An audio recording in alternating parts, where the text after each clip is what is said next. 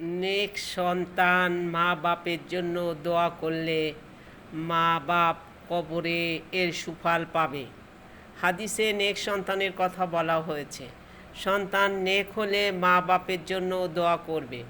সন্তান পাপী হলে সে নিজের কল্যাণের জন্যই যখন নেক কাজ করে না, তখন মা বাপের কল্যাণের প্রশ্নই আসতে পারে না।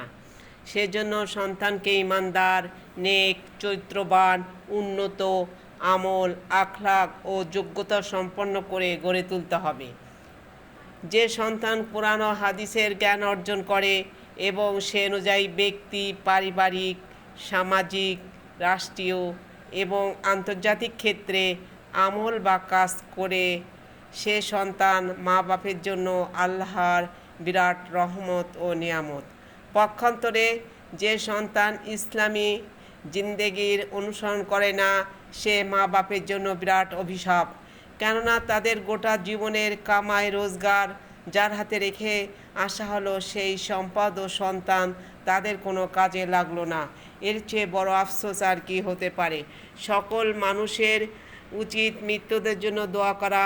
এ প্রসঙ্গে রাসূল সাল্লাল্লাহু আলাইহি ওয়াসাল্লামের একটি হাদিস বর্ণিত আছে। হযরত আব্দুল্লাহ বিন